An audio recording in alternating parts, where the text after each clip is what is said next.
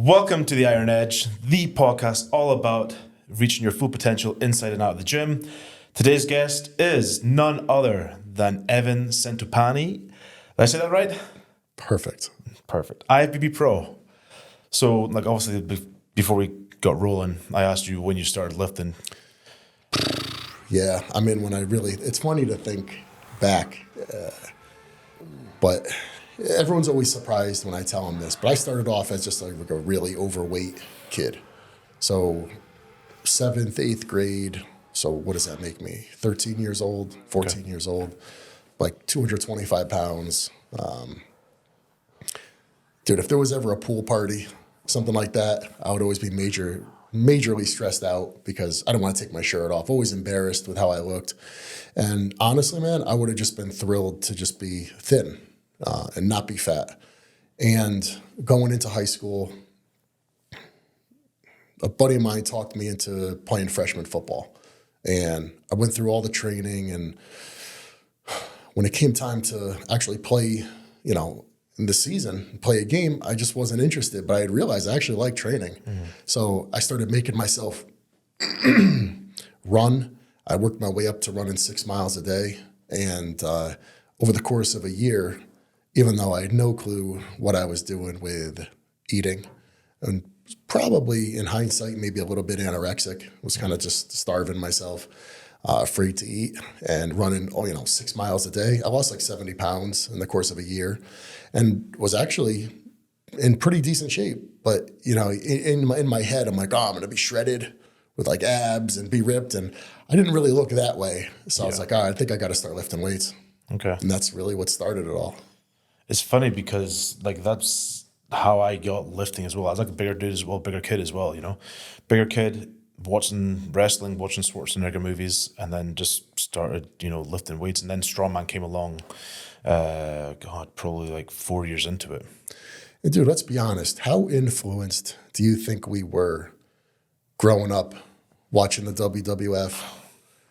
Even the cartoons at the time were hyper muscular. Yeah. When you see He-Man and Thundercats and, you're watching movies with Sylvester Stallone and Arnold Schwarzenegger, the 80s were really an interesting time to, be growing up. I think a lot of us were really influenced by that. I know I was.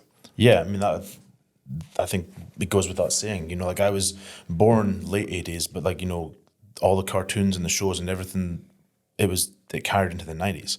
Even stuff like you said, the Thundercats and all that stuff, everything was focused in on that. And I mean, I think it would be lying to say we were not influenced in a lot of ways. I think it definitely affected my view of what it is to be masculine. 100, yeah. So yeah, I mean, dude, I would have been happy just being thin, but then once I picked up weights and realized that maybe I had a bit of a propensity for it, the rest was history. So when you started lifting, did you see gains pretty quickly? I did, despite the fact that I was still running and really kind of still starving myself because I was so afraid of getting fat again.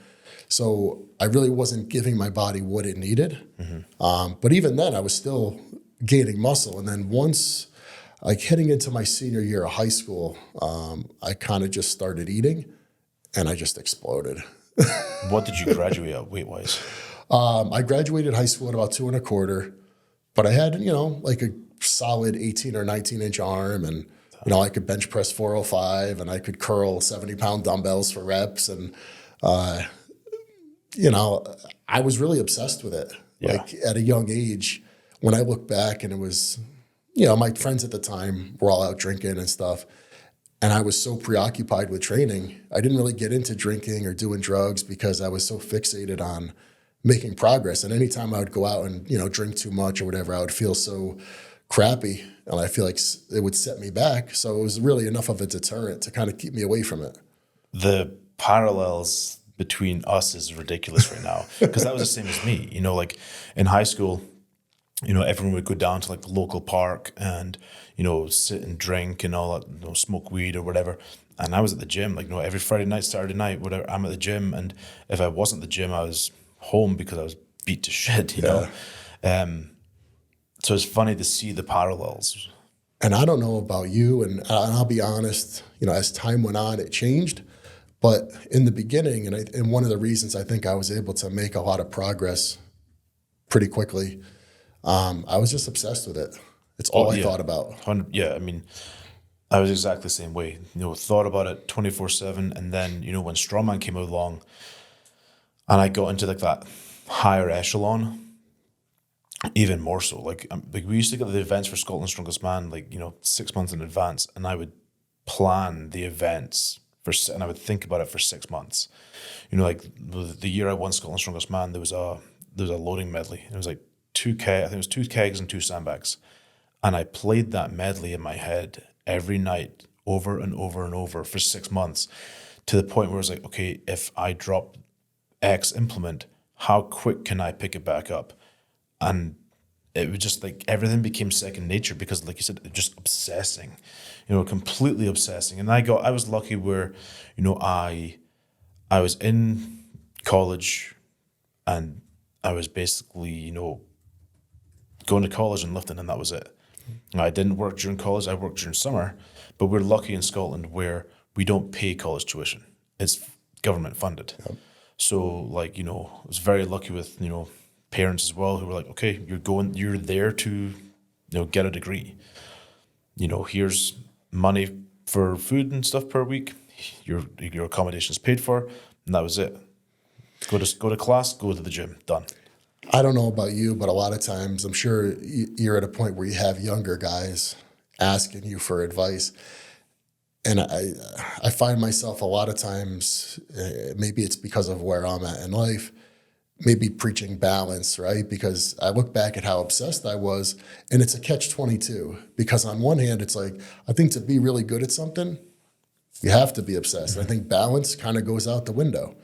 On the other hand, when you look at like the current state of things, so much revolves around social media and the power of it, and a person's ability to leverage a social media presence and benefit and profit from it.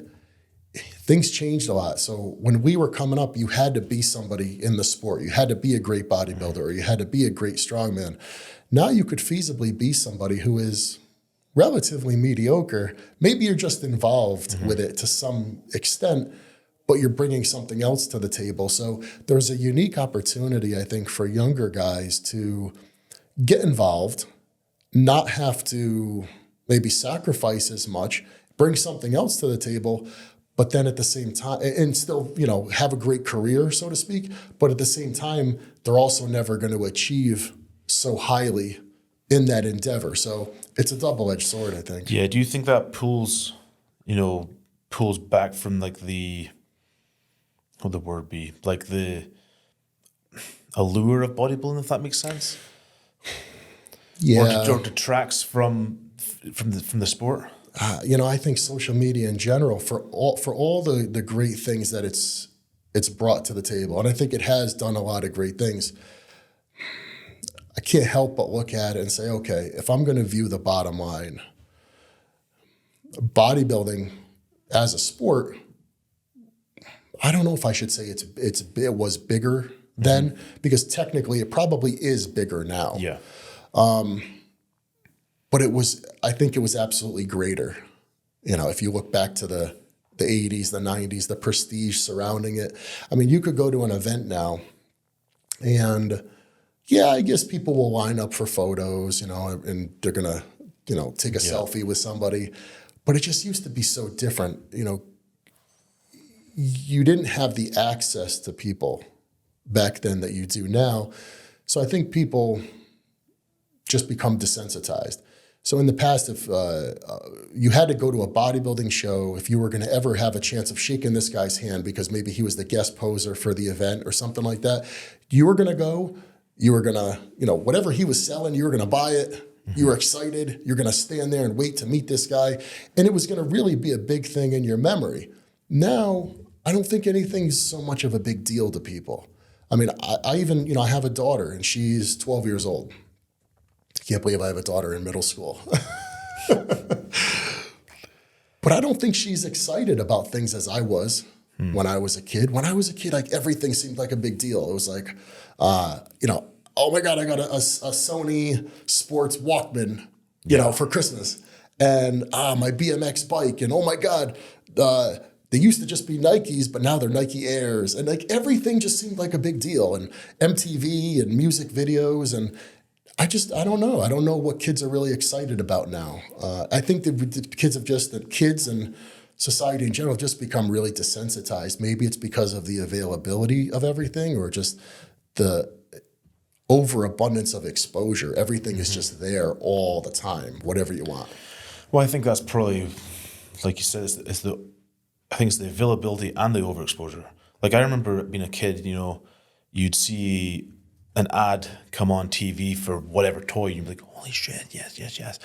And then I remember for Christmas, like we used to have like the catalog of whatever store, and you'd go through it page by page, and you'd sit and you'd look at X toy, this Lego set or whatever it is, and you'd pick it up, pick the picture apart, but that's all you got. You couldn't go on, YouTube and see an unboxing and a step-by-step guide to this thing or whatever. And I think that's probably changed how society is. I mean, hell, it's the same as adults. You bring up a great point. The popularity of those unboxing videos where I've heard parents say, look, he's obsessed with this person. They do the unboxing videos. I got them the same toy, but he still wants to watch the other person open it and play with it. But they have the toy. The kid may have the toy themselves, but not actually be so excited to do it. And you can't help but think, geez, does this have an effect on our society where maybe we're not as, the kids are not going to be as enthusiastic about taking part themselves. Maybe they become more accustomed to standing back and watch other people do things. And I think even the difference between our generation and guys older than us, I think people did used to get involved more. And even us compared to the older generation, maybe we'll stand by a little bit and watch, whereas maybe they were just quicker to take charge. And it's just becoming more and more that way. And of course, it's not a good thing. Yeah, no, I agree. So talking about, getting involved, what age were you and what made you decide to compete? So I was just out of college, and so I was 23 years old, and I was working out it was a world gym at the time in my town, and there was a big dude training there. He's about 10 years older than me, and we started working out together. And he was like, dude, you've got to do a show. You got to compete. And I was like, well, I'd like to, and I've always maybe thought about it, but I don't know. I don't know much about it. And he kind of pushed me. And he said, look, there's a show. I think I still remember. It was June 3rd. It's coming up. It's 10 weeks away. Perfect show for you. You should just do it. And I was like, all right. Well, I think I can probably get myself like 90% of the way there. But I didn't know anything about, dehydrating myself or any of those nuances. I couldn't tell you how to pose or tanning, any of those little things. But I knew how to get big and I knew how to get in shape. So he said, yeah, no problem. I'll help you. And he did. And it was just going to be one of those things I was going to do one time because I was always training and I had been really big, but I'd never been really, really shredded. And I was really curious what I would look like in show shape. So get ready for this show. I think I started the prep maybe around like 270 or something. Came down to 225, and I was shredded. Just like skinless. And so the cutoff was 225 and a quarter for heavyweights. So I just made heavyweight. I was at the very top of it and won the show. Pretty good show too, But, went back to work on Monday and didn't really think a whole lot of it until later that year. I was out at the Olympia. A friend of mine was good friends with Gustavo Bedell, who recently passed away. And just went to watch. I was in a Gold's Gym, and there were a whole bunch of Olympians there doing photo shoots. And one of the photographers, I was just working out, and one of the photographers came over. He's like, "Who are you?" And like I'm nobody. And they looked me up, and I guess they must have saw some photos from earlier in the year when I had competed, and they're like, "We want to introduce you to, this guy Ed Connors, and he's one of the original owners of Gold's Gym." And I'd met Ed, and Ed really just kind of encouraged me to do another show. So he's like, "Look, the Nationals are going to be in a few weeks. If I buy you a plane ticket, will you go and watch?" He's like, "Because I think if you watch it, you'll see these guys and you'll feel like maybe more inclined to do it." I said, "Okay, sure." So I go, I watch the Nationals. And of course, me sitting there watching, I think it made me less inclined because I'm thinking how crazy everybody looks. But on the way back from Nationals, I'm in the airport and I'm sitting next to Dave Palumbo. And we get into a conversation. He's like, "You look familiar. Did you do the Atlantic States earlier this year?" And I said, "Yeah." He's, "I know who you are." He's like, "Yeah." He's like, "You got to keep going. The junior nationals are, I don't know if at the time it was like 6 months away." He's like, I'll help you for it. I'll train you." I said, "Okay." So we did it, and then I won that. So then it was like, okay, I just won a national show. I guess I got to keep going. That's pretty cool, dude. Then it was national. I did nationals, took runner-up to the guy who won it in 2006. So then in 2007, I went back and won the overall. So I was able to turn pro on my fourth show within 2 years. So I was really fortunate to kind of go like that. Yeah. So then once you turned pro, what was the next step? And again, this was really... Because I feel bodybuilding's changed drastically since then. When I talk about this, that's exactly how I feel. Because just telling this story, so prior to even turning pro, right, at the time I had a magazine contract with Muscular Development.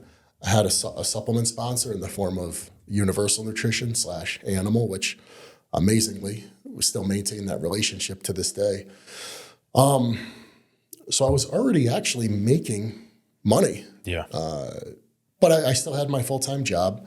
So when I turned pro, it just kind of so happened. At the time, I was a title searcher. So anytime a person purchases a property or they refinance on a property, you do a title search. And so that's what I was doing. But end of 2007 into 2008, kind of the economy took a hit. The housing market took a dump. And there wasn't a lot of work. And I had money coming in from bodybuilding. And I was like, you know what? Maybe I'll just focus on it. And I did. And then 2009 won the New York Pro. And then 2011 won the Flex Pro. So I had a really good start to my career. But it's changed a lot, with social media. And again, some good, some bad. So when you won like New York Pro and stuff like that, was that then Olympia buy as well? You got the invite to the Olympia? Yeah. So in 2009 when I won New York, that qualified me for the Olympia, but I just didn't feel ready to compete at that level. In hindsight, I should have just gone. Yeah. It was so easy to become fixated. So like in 2009 when I won the New York Pro, I beat Marcus Rule, Dennis James. They were two really big bodybuilders. I felt really small next to those guys. And I felt like, geez, if I'm going to be a contender at a higher level, I should just take some time, get a lot bigger. In hindsight, if I could go back, I wouldn't even have chased that size. I looked probably my best. You know what, dude? It sucks even to say it. Probably my first show out when I was 23. Maybe even I looked my best there before I got bigger and bigger and bigger. Yeah. All of it was cool. Each look was maybe cool in and of itself.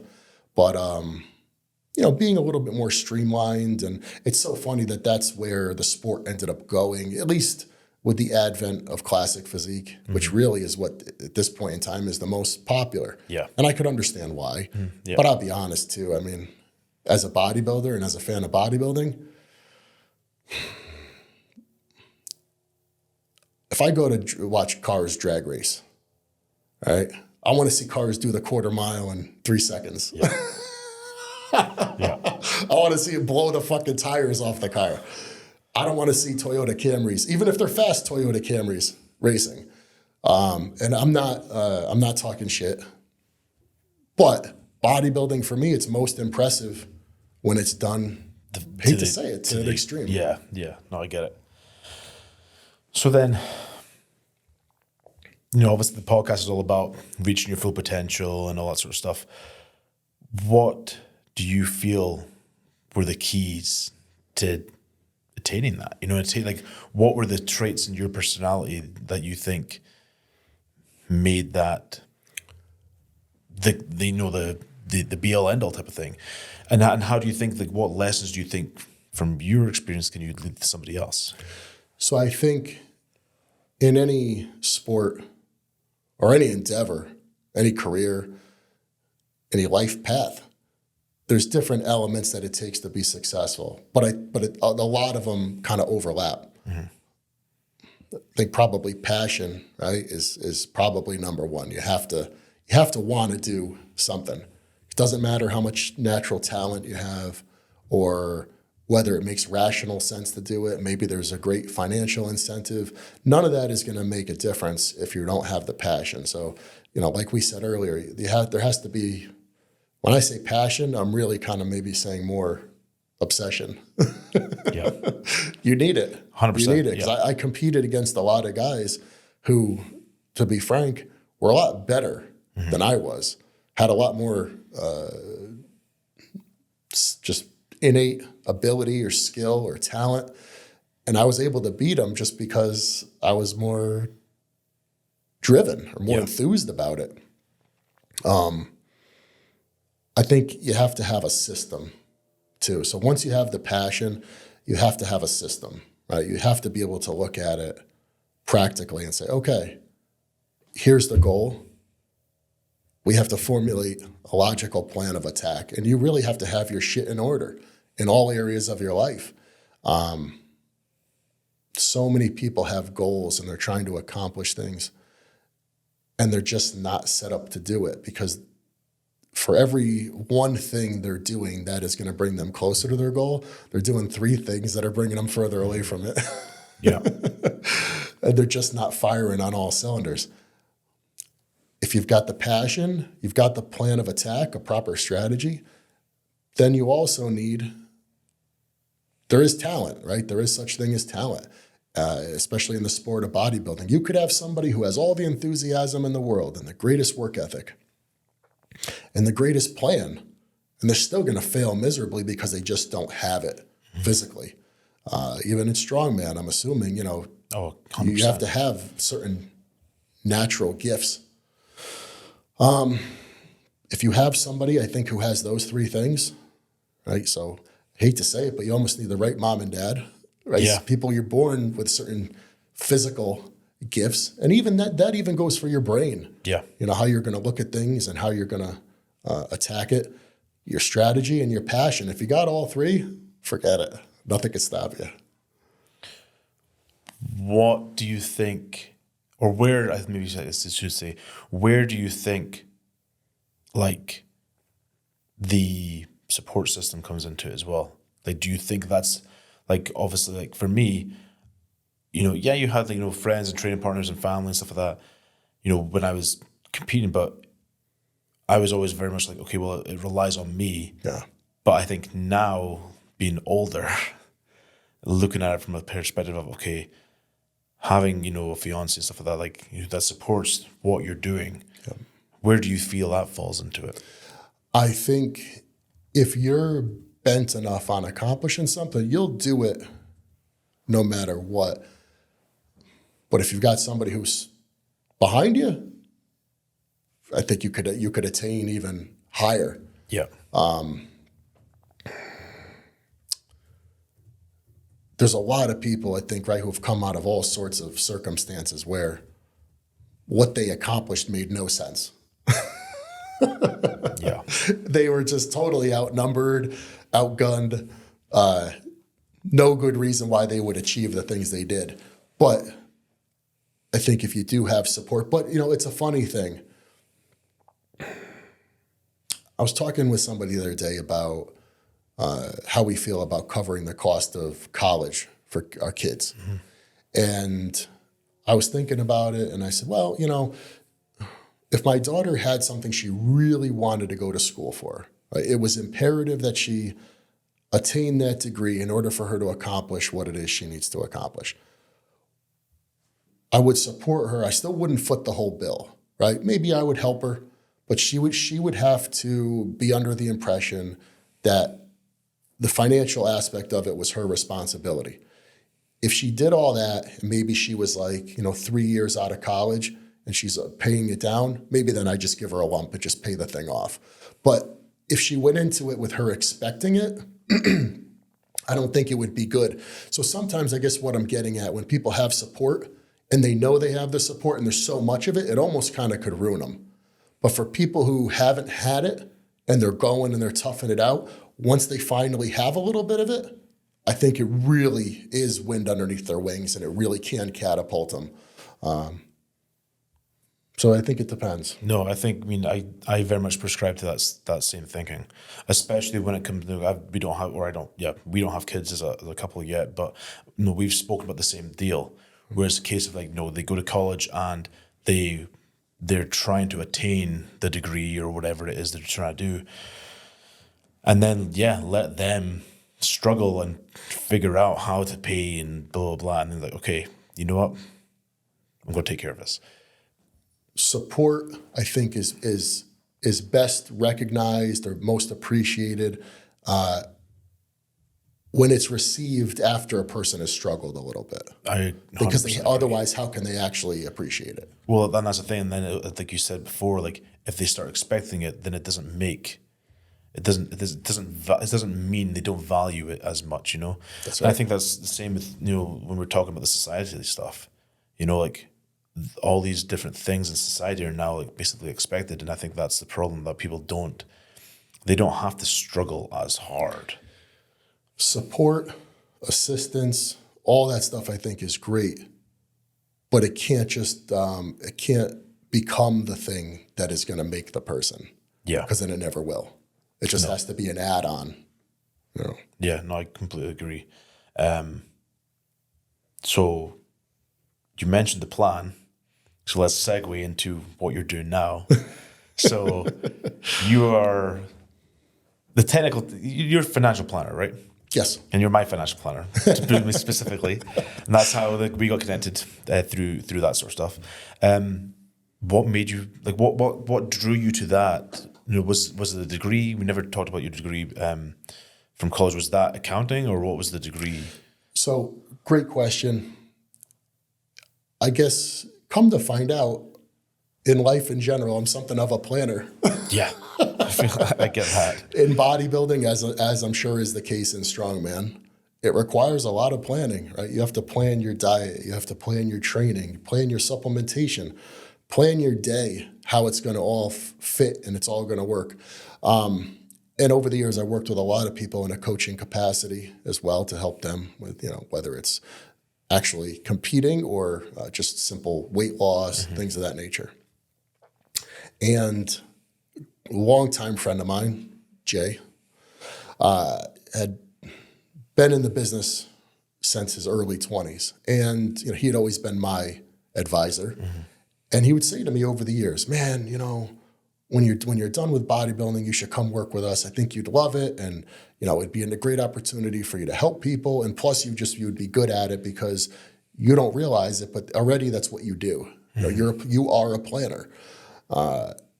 And as things continued, and I realized, for me, competing was, not something I was going to continue to do. I started to, start looking toward the future and think about what's next. So I decided to make that move, and it's been awesome, man, because working with people in that capacity, it's so similar to coaching. Yeah. But you have the opportunity to help people. Look, coaching is great, right? For, weight loss, gaining muscle, all that, because it really can help a person change their life. But a person's financial situation too is massively important. And it's something that a lot of people probably don't spend the time planning that they should. Kind of the generic phrase is, how many people are going to spend more time planning vacations and dinner dates and, you know, all sorts of other things, what they're going to wear, than as opposed to planning their financial future. And I saw a lot of people around me in the sport of bodybuilding, people who made good money and who just were not really, now I'm not here to judge what the right thing is to do with your money, but I could tell you with certainty that they weren't utilizing it in a way that was going to set them up for future comfort or success. And then, you know, we all know people, just whether it's family, friends, who, you know, maybe could have made better choices and set themselves up. So it was something that was really kind of near and dear to my heart. And having the opportunity to work with people from an industry, you know, working with somebody like yourself, you're a business owner, you're an athlete, you're a good dude, and it makes the job fun. It makes it awesome because the subject matter itself, I mean, you know, investments and insurance and things like that, they're not intrinsically exciting. Yeah. But their application and the way that, you know, they can help a person's situation and working with great people is absolutely exciting. Yeah. No, and that's the thing. Like, and it's, you know, like you said, it's not intrinsically exciting. It's, you know, to put it mildly, overwhelming as fuck. Right. You know, especially when you're looking at spreadsheets full of numbers and you're like, what the fuck is this? Like, you know, and I get, when we have our meetings, like, I find myself just sitting there being like, okay, I know my degree is engineering and like we do a lot of numbers, but I feel so out of my depth right now, it's not even funny. But like you said, I mean, I don't feel that there's enough athletes, and obviously I'm looking at this from a strongman perspective, but I'm assuming from a bodybuilding it's probably very, very similar in the sense that they don't really plan for the future. And I never either. I mean, to be totally blunt, I fell into Cerberus, you know, and I ran with it. I didn't have a plan for after strongman, and I wasn't even top level. You know, I was like, okay, I was, you know, competing, I was doing sports therapy and stuff like that, and this just so happened to fall into my lap. But especially when guys are competing at a pro level, they don't really plan for the future, and I think that's the biggest downfall. But it seems to be like it's the downfall of most athletes. All sports. Yeah. How many athletes were at the top of their sport, making all sorts of money, and then 5-10 years down the road, haven't heard about that guy in a little bit. They come to find out he's broke. Yeah. And there was no good reason for that to be the case. There's all sorts of things. And in the strongman circles, as I'm sure is the case in bodybuilding, I've seen a lot of people pass away prematurely as well. You know, there's that whole side of it. There's not only, okay, how am I going to make the most of my money and grow it and, you know, make it work for me, but also how am I going to set up a defense and protect against tragedy? Yeah. And, you know, how many guys just fail to do something so simple as put a basic insurance policy in place? You know, they have families and they have kids, and they're making good money. They drop dead, and somebody's setting up a GoFundMe account. Yeah. And it breaks my heart seeing that, because that's absurd. I mean, what's somebody going to pool together in a GoFundMe account? $50,000, $100,000, even if it was a couple $100,000, it's not going to do anything. Yeah. You know, and the reality is there's no good reason for that, because a lot of these things can be put in place for relatively small amounts of money. But I think it's just something that's not on people's radar, right? I mean, when you look at the things that we are educated on in school, you know, there's kind of like those jokes where you'll see a meme and it'll be like, you know, as I'm trying to figure out my taxes, like, thank God I learned the Pythagorean theorem or something. Yeah. Good thing I know about the hypotenuse of this triangle. So we don't learn a lot of practical things that are going to help us. And listen, I think all education is good. The more things we know, you know, that's great. But it certainly wouldn't hurt to have more things taught to us at a younger age that are of practical use. Yeah. No, money's important. Completely agree. So without giving too much free advice, what do you feel like especially for athletes, be it if they have a day job or not, if they're competing, what do you feel like the top one or two financial things we should be doing are? Well, I guess number one is always save more than you make. right? I mean, oftentimes you'll talk to people and they say, well, I want to buy investment properties. I want to do this. I want to do that. And you say, okay, well, when you start looking at their expenses and their income, you say, dude, I don't know how you're going to do all that because you make $1 and you spend $2. Yeah. Yep. So, right, the most basic premise is save your money. Don't spend it on stupid shit. Have somebody you can lean on. If you have a trusted advisor, someone you can reach out to, because the reality is a lot of people work in different capacities where maybe one guy, he just sells insurance.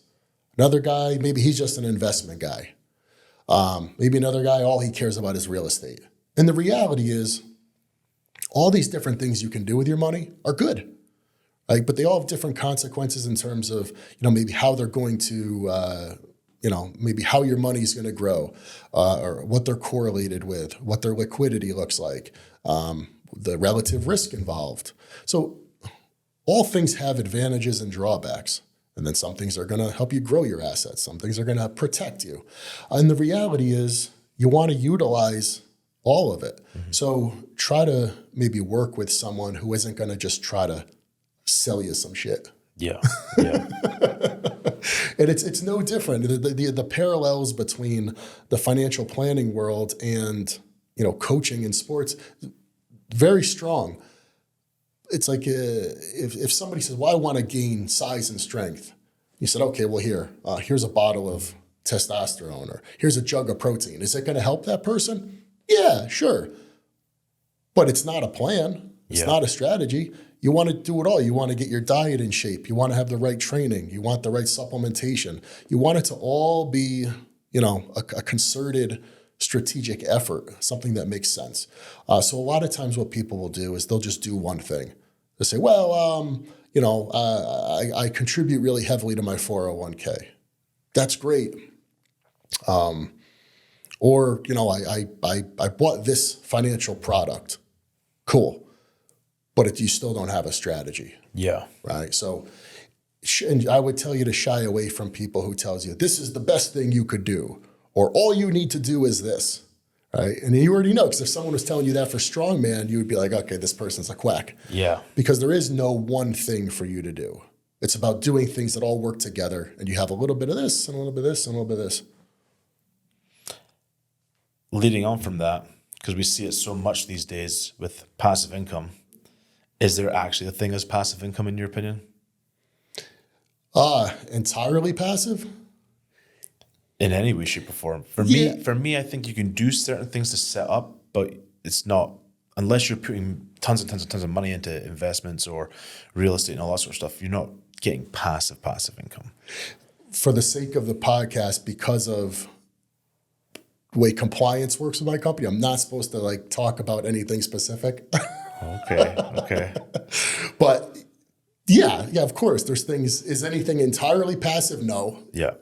But yeah, and it's to larger degrees than others. Sure. I think the point I'm getting at, I think, is more like so many people on social media are like, oh, well, I can make 10 grand a month completely passive. I'm like, no, you can't. No. Most people, listen, a lot of people are under the impression that there's magic in the world, right? Now, whether you're selling weight loss pills, in the supplement industry, or you're trying to sell people on you as an influencer because you have the secret, there is no secret. It just doesn't exist. And people from now until the end of time will want that, unfortunately. That's why fad products will continue to sell. Infomercials will be effective.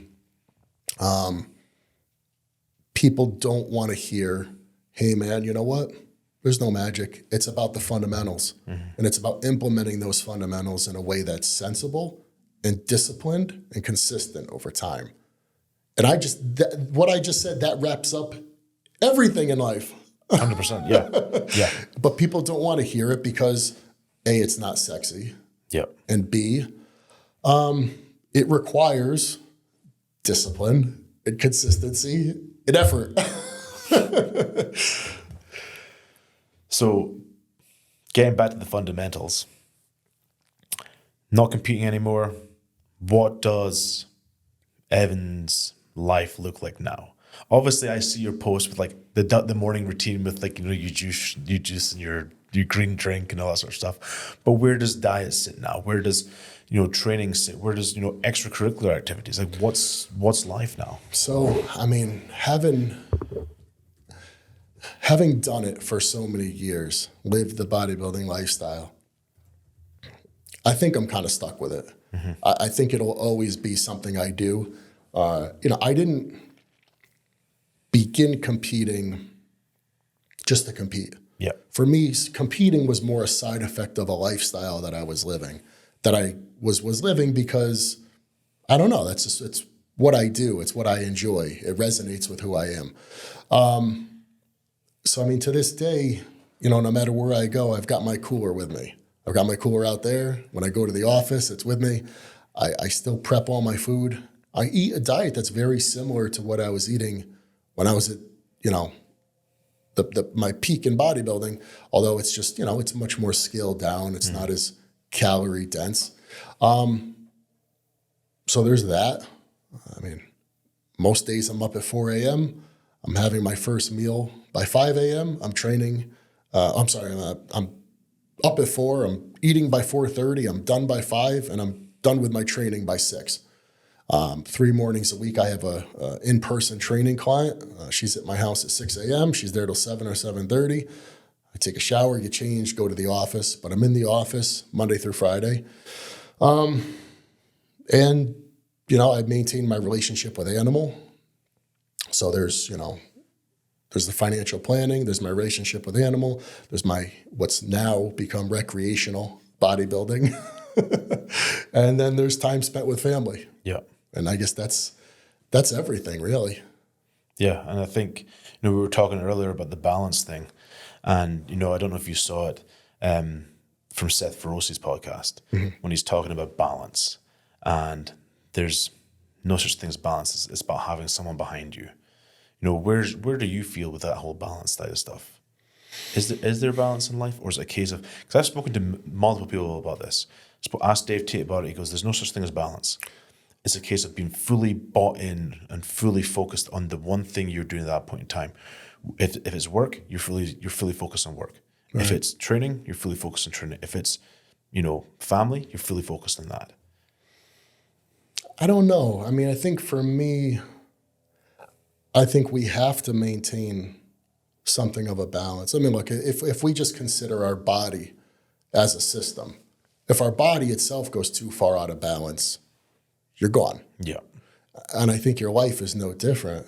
I think to their point, you know, whether it's Dave's or Seth's point, yes, you do have to be heavily invested in what you're doing if you're going to be successful with it. But a lot of times being successful with it may hinge on the health of things outside of it. I mean, look at bodybuilding. If we say, well, if you're going to be the best bodybuilder in the world, it's directly correlated with how hard you're going to go. So, you know something, if training an hour a day is good, well, training 2 hours is going to be better. Training 3 hours is better. If a gram of testosterone is good, well, 2 is better and 3 is better. But that's not the way that it works. Yeah. Because there does still have to be balance. So I do believe there's such thing as balance. But I understand what they're saying. You have to be heavily invested. You got to go all in. You got to be balls deep, for sure. But I personally believe you still need balance. So what's your tip to maintaining balance then? Because for me, I struggle with it so hard. Like it's probably the biggest struggle in my life is having balance between all the different things I'm doing.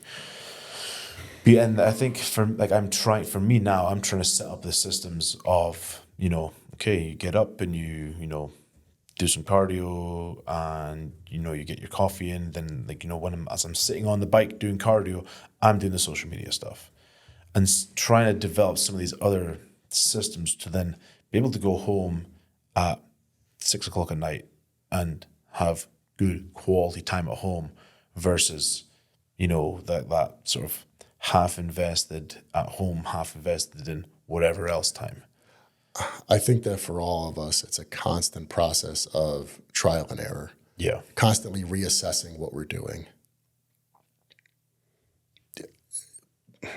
What we have to do to be successful is going to continue to change. You know, where we're going to be 6 months from now, the agenda may be different than what it is today.